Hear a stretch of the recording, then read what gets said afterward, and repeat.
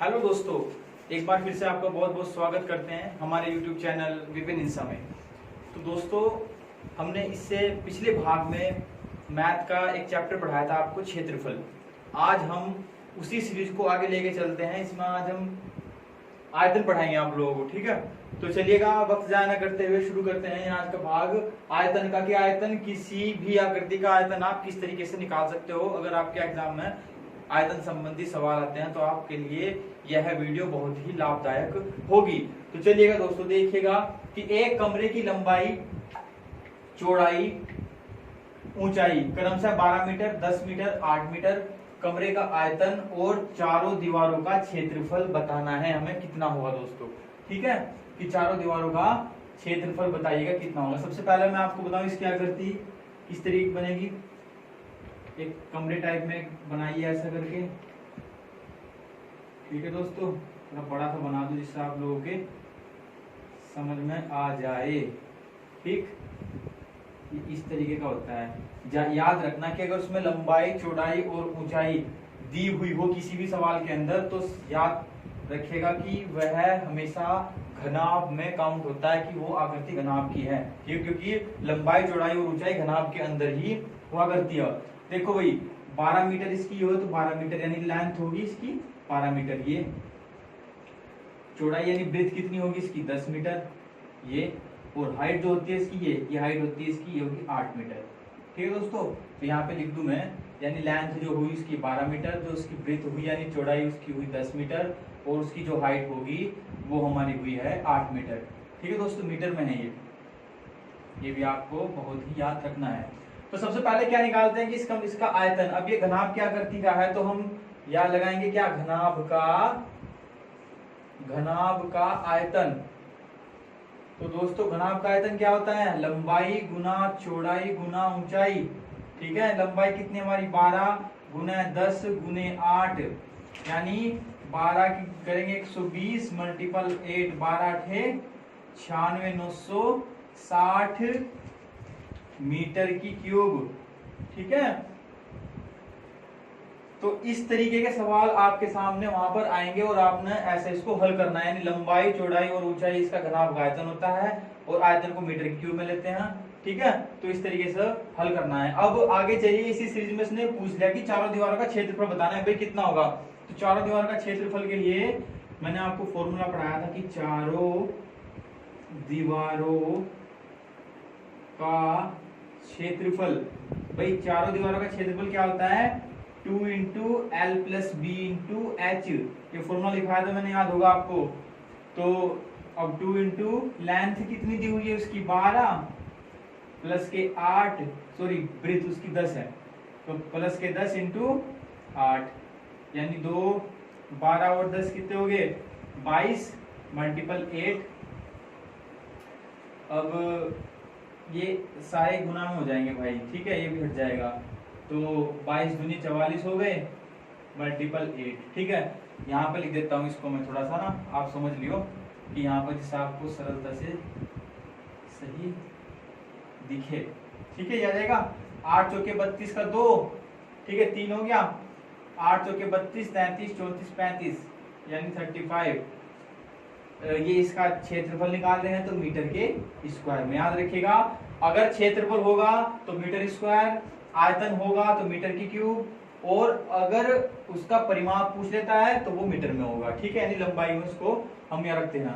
तो इस तरीके का सवाल अगर आपके सामने आता है तो आप उसको ऐसे हल करोगे। अगर हाँ इसमें ये पूछ लेता कि इस कमरे का संपूर्ण पृष्ठ क्षेत्रफल कितना होगा, यानी कमरे का संपूर्ण पृष्ठ क्षेत्रफल कितना होगा, तो उसके लिए आपको फॉर्मूला क्या लगाना है, संपूर्ण पृष्ठ क्षेत्रफल। पृष्ठीय क्षेत्रफल दोस्तों क्या होता है, 2 into L B plus B H plus H L. हमारे पास लंबाई भी है, चौड़ाई भी है, ऊंचाई भी है, सारे मान इस फॉर्मूले में रख करके आप हल कर लीजिएगा तो आपका वो आंसर आ जाएगा।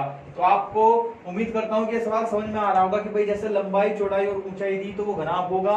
घनाभ का अगर आपको आयतन चाहिए तो लंबाई गुना चौड़ाई गुना ऊंचाई रखना है। चारों दीवारों का क्षेत्रफल चाहिए तो 2 इंटू लंबाई प्लस चौड़ाई इंटू ऊंचाई, और अगर संपूर्ण पृष्ठ क्षेत्रफल निकालना है तो 2 into L plus B H plus H L. इस तरीके से आप उसको हल कर सकते हो, ठीक है दोस्तों। तो चलिएगा चलेगा दोस्तों। अब देखते हैं इसी सीरीज में अगला सवाल किस तरीके से होगा कि 8 सेंटीमीटर भुजा के घनाकार पत्थर का आयतन और संपूर्ण पृष्ठ क्षेत्रफल ज्ञात करना है कि वो किस तरीके से आप ज्ञात करोगे। ठीक है, तो सबसे पहले दोस्तों आपको एक बात बताऊं कि इसमें हमें सबसे जरूरी है कि फॉर्मूले, अगर फॉर्मूले याद हैं तो आप इस सवाल को आसानी से हल कर सकते हो, अदरवाइज आप इन सवालों को हिला भी नहीं सकते। तो ठीक है भाई, देखो भाई घनाकार पत्थर है वो 8 सेंटीमीटर भुजा के घनाकार पत्थर का आयतन और संपूर्ण पृष्ठ ज्ञात करना है। ठीक है, संपूर्ण पृष्ठ क्षेत्रफल लिख लो, यहाँ पे क्षेत्रफल ज्ञात करना है दोस्तों।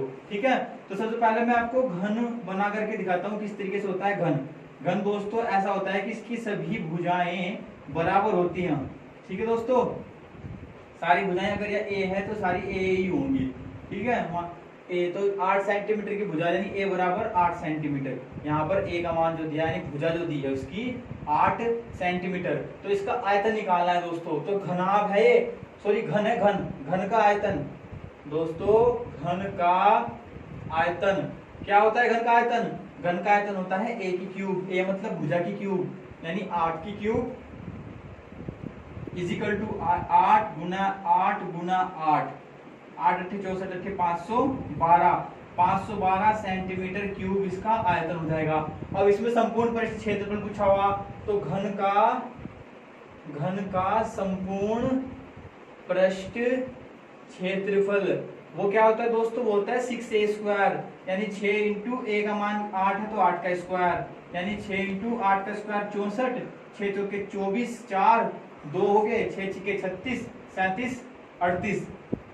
ठीक है, 384 सेंटीमीटर स्क्वायर इसका क्षेत्रफल हो जाएगा दोस्तों। अगर इसका वक्र पृष्ठ पूछते तो 4a स्क्वायर रहता घन का। ठीक है, तो ये इस तरीके के आपके सामने जो सवाल आते हैं तो आपको इस फॉर्मूलों को मद्देनजर रखते हुए सवाल होंगे। अगर भाई आपको ये सवाल दे देते हैं पेपर में, दे दिया आपके ये नहीं पता घन का आयतन हो क्या, तो कैसा करोगे आप? तो भाई दोस्तों मैं बार बार ये रिपीट करना चाहता हूँ बात कि आप हमने जो वो क्या नाम आयतन, क्षेत्रफल और परिमाप की एक वीडियो आपके लिए बनाई थी, उसमें हमने सारे फॉर्मूले कराए हैं, वहां वो पढ़िएगा, वो फॉर्मूला सारे याद रखिएगा, तब जाकर के आप ये सवाल हल कर पाओगे। ठीक है दोस्तों, तो चलिएगा। तो देखिएगा दोस्तों, अगर आपका एग्जामिनर इस तरीके सवाल आपके सामने रखता है तो आप उसको कैसे हल करोगे। ठीक है, 3.5 मीटर त्रिज्या वाले और 10 मीटर गहरे कुएं की खुदाई से कितनी मिट्टी प्राप्त होगी? अगर इस तरीके के सवाल आपके सामने वहां पर आते हैं तो दोस्तों याद रखिएगा कि ऐसे सवालों में कुआं है। भाई जाहिर सी बात, तो कुआं इस तरीके का होता है, ऐसे दो कुआं, इसका मुंह हो गया ऊपर, तो कुआं यानी इस तरीके से इसकी आंतरिक हो गई, त्रिज्या व्यास पूरा। ठीक है, तो यानी एक बेलन के आकार का बन गया नहीं, तो इसकी त्रिज्या यहाँ से आते कितनी दी हुई है? वो 3.5, r बराबर 3.5। हाँ लिख लो, चलो r बराबर 3.5 मीटर। ठीक है दोस्तों, अब 40 मीटर गहरा है यानी इसकी यहाँ से लेकर के यहाँ तक की जो लेंथ है टोटल वो कितनी है? वो 40 मीटर की, यानी जो उसकी हाइट यानी h का मान जो है 40 मीटर का। अब कितनी मिट्टी, यानी इस भाई मानने की बात कोई पानी का गिलास है, गिलास में हम पानी भर देते हैं तो वो उसका पानी जो भरता है ना, यानी किसी वस्तु का अधिकतम स्थान घेरता है जो आयतन तो हो, तो इसमें भी अधिकतम स्थान जो मिट्टी कितना स्थान निकाल सकते हैं हम इतने गहरे से, यानी जो वो बाहर निकलेगी उसका आयतन के रूप में काम करती है वो दोस्तों। ठीक है, तो हमेशा सवालों में याद रखिएगा। तो बेलन के प्रकार का, तो बेलन का हम इसमें आयतन लगा देंगे, बेलन का आयतन। ठीक है, क्योंकि आयतन ही सबसे अधिकतम स्थान घेरता है किसी वस्तु का, तो सबसे अधिकतम मिट्टी निकाल लेना इसमें, कितनी मिट्टी निकाल सकते हैं खुदाई से इसकी। ठीक है दोस्तों, तो भाई ऐसे याद रखना, बेलन का आयतन क्या होता है हमारा? पाई r स्क्वायर h। पाई का मान कितना भाई? 22/7 हो। r का मान कितना होता है? r का मान इसमें 3.5 है भाई, 3.5। अब इसका स्क्वायर है तो गुणा 3.5 एक बार और कर दूंगा, तो समझ रहे हो ना भाई। मेनली तो हमारा यह मकसद रहता है कि हम आपको सवाल करा रहे हैं, मेनली आप अपने तरीके से हल करो, उसको हैंडल करोगे जैसे भी। ठीक है, कैलकुलेट हम आपको करके दिखा देते हैं एक बार। फिर h का मान 40 रख दो, यहाँ पे रख दिया।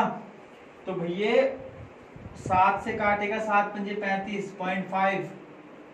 ठीक, और दोस्तों 22 मल्टीपल 0.5 मल्टीपल 3.5 मल्टीपल 40। अब इसको हल करो, कैसे हल करोगे इसको दोस्तों? देखो ये 22 है, जोगा तो रखो, 5 की मल्टीपल्स में करो, 5 पंजे 25, 5 आ गया, ठीक, 5 दिए 15, 16, 17, 17 आ गया। तो दोस्तों एक अंक बाद पॉइंट ये है, एक अंक बाद पॉइंट ये होगी, तो कितने अंक बाद होगी पॉइंट, 2 अंक बाद, यानी यहाँ पर लगा दीजिएगा। मल्टीपल कितना, 40 हो गया। ठीक है दोस्तों, अब देखिएगा यहाँ पे करते हैं इस सवाल को हम यहाँ से, ठीक। तो अब ये आ गया हमारे पास। अब हम क्या करते हैं, जो ये 40 है इसकी मल्टीपल करो इसमें, यानी 22 गुना, अब 40 है यानी 1 जीरो लगी यहाँ पर, हो गया। अब ये 4 है, 4 के 4 पंजे 20, जीरो, फिर 4 सते 28, 28 और 2 30, इसकी भी जीरो, ठीक। फिर 4 के 4, 4 और 3 7, यानी 7 आ गया, समझ रहे हो ना बच्चों। तो भाई देखो, अब ये अब दो अंक बाद पॉइंट यहाँ है, 2 अंक बाद पॉइंट हम यहाँ पे लगा देंगे, तो 2 जीरो खत्म, तो यानी 22 मल्टीपल 70, तो 1 जीरो यहाँ पे लगाओ, 7 दूनी 14, 4 और 7 दूनी 14 और 1 15, यानी 1540 मीटर की क्यूब। आयतन मैंने बताया था मीटर की क्यूब में होता है, और जो क्षेत्रफल होगा वो मीटर स्क्वायर में होगा, और जो आयतन होगा हमारा दोस्तों वो काय में होगा, मीटर की क्यूब में, ठीक है। तो इस तरीके से सवाल अगर आपके सामने करते हैं ना, तो आप उसको इस तरीके से हैंडल करिएगा दोस्तों, ठीक है। चलिए, तो देखिएगा दोस्तों, जितना भी हमने आपको इस भाग में वीडियो में पढ़ाया इसको याद रखिएगा। आयतन का हम दूसरा भाग आपके लिए जल्द ही लेकर के आएंगे, ठीक है। और इस भाई हम आपसे ये रिक्वेस्ट करते हैं कि आप फॉर्मूला याद करिएगा इन सवालों के, क्योंकि पूरी मेंसुरेशन जो है फॉर्मूला बेस्ड होती है भाई दोस्तों, ठीक है। तो आप तब तक के लिए सेफ रहिएगा। नमस्कार दोस्तों।